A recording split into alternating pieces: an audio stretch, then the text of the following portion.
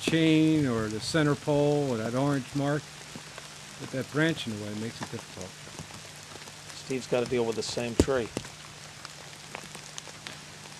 Just off the rim to the right. I think he'd like to have that back.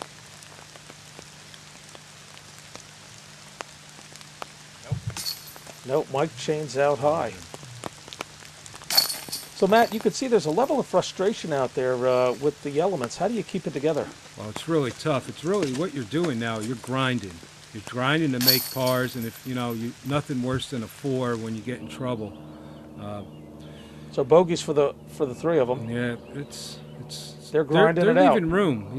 They're not exactly tearing it up.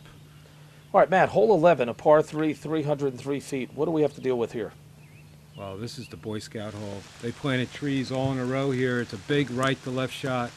You got to get it high and try to get down that path. And, well, to tell you the truth, there's many. And that is a high shot. He got down there a considerable ways. He got down there. He's a little left. But hell of a shot.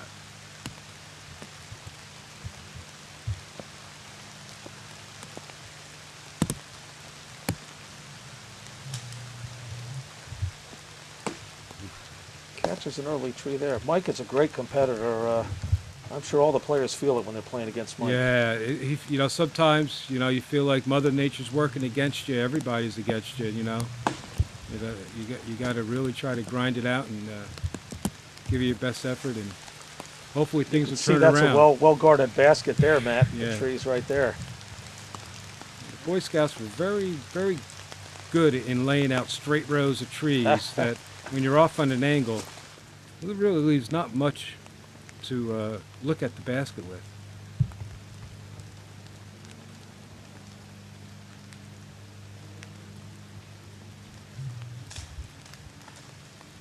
They're having to summon all their talents because of the lies that they have and the trees and the branches in the way. Yeah, if you notice, they're moving around. They're trying to get comfortable. They're doing different things. They're trying to get as close to the basket as possible on these second shots, because you really don't want to leave those 30, 40 footers for 3 every time. It's right. Putting a lot of pressure on your putting game. Let's see if Mike can make his third shot here. Oh, he knew right off that he was off on that one, Matt. Still golf left. He's going to have to get it together here.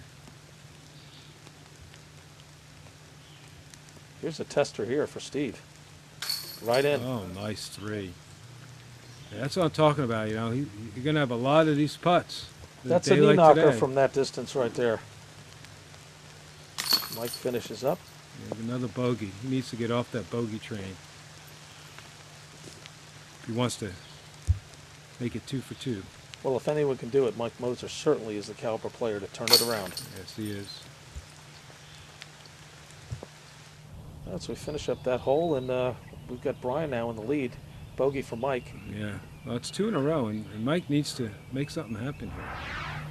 All right, Matt, we have hole number 12, a par 3, 320 feet. What's special about this hole? Well, it's a tight little hole right off the tee. You look about a 12-foot gap, and the basket's situated down to the left. And Brian's put it in a pretty decent spot. Safer to deal with the slick tee there, Matt, as they're teeing off and generating all that torque. Yeah, especially when you're looking at a narrow gap such as this. Oh, do that damn thing. And that thing did go right down the middle and then fade to the left. Nicely done. Mike coming off of 2 bogeys in a row now. He needs to put something together here. Yeah, he just needs to, get back hitting fairways, getting close to the basket, making the 3s easy. And that's unfortunate because he was right down the middle, but that tree was right there. But here's where the pros really do it. They have to recover on a shot like he that. doesn't look like he's got much. He's on his knee. Well executed shot to give himself a chance. And just a tough break. That could have kicked left more to the basket, but it hits the tree and kicks a little away, so you get a little more frustrated. Brian with a nice attempt there. He gave it a good bid, but he's right there. Easy 3.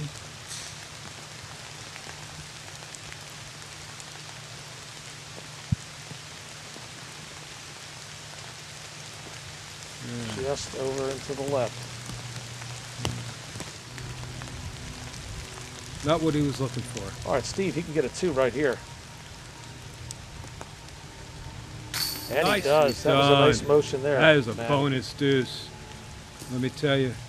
Well, you know, Steve Bro, the only place at Sedgwick Woods, that is one of the tighter courses in the area. Good for him. Mike trying to get comfortable stance here to finish up. And he does. That's 3 bogeys in a row. Let's hope. Oh no, he's going to have to. That might be a factor because we've got a tight group of players here that we're going into this last round, Matt. So there'll be somebody nipping at his heels. Absolutely. You know, there were 7 other people within 3 shots of the lead going into this round. So now we've got a 2-stroke separation here between Brian and Mike. And Steve, one behind Mike.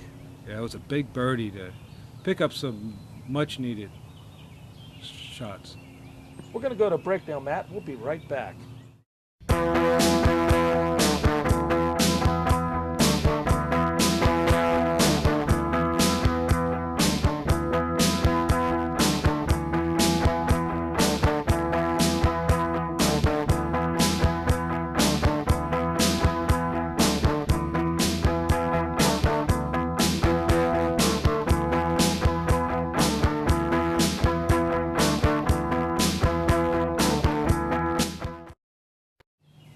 All right, we're back, Matt, on hole number 13. It's a par 3, 299 feet. What do the players face on this one? Well, this is a tough left-to-right hole. Well guarded, as you would expect. All these holes are pretty much little spots in the woods.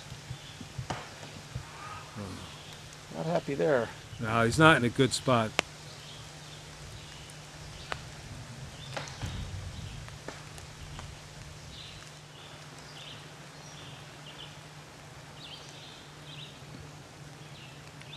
But Mike's on the pad. Sends one down the middle, drifting a little bit to the right. Catches a tree as well. He's not in a bad spot. Should be able to get up and down to get his 3. Tough to get a camera in there. It's just the penetration of the coverage of the canopy there and the vegetation. It's tough. It is tough. It's a workout for the cameraman today. Effort to stay dry, just like the players. All right, Mike throws a nice shot at the basket there. That's an easy 3-0. All right, so we got catch Brian here on his 3rd shot. Well, Brian trying to maintain that 2-shot lead on Mike. Oh, just short again. just That's the second hit the time lip. in our coverage. Just a little off. Steve finishes up. Easy, nice 3 there. And, All right, so it's a 1-stroke lead now with the bogey from Brian. and Steve Rowe, 1 behind Mike. Game on. All right, we've got hole 14, par 3, 206 feet, another reachable hole. Yeah, this is another one of those must-get birdies. Well-protected, low-hanging branches. The low route, right to left or left to right, is the preferred shot.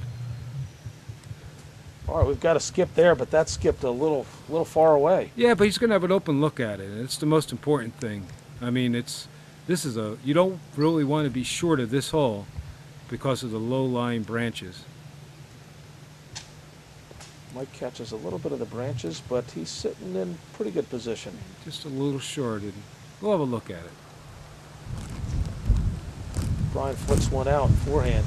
Oh, looking, that's a beautiful Cuts it back shot. and lays that one right there. That's a drop-in deuce. You could see that skip took Steve quite a ways away from the basket, man. Yeah, but he's got a pretty good look, and see what he can do. Wow. Oh, Steve has Professional been, grade there. That was a nice putt. I tell you, Steve has been putting like a demon these last few holes. He's coming on strong.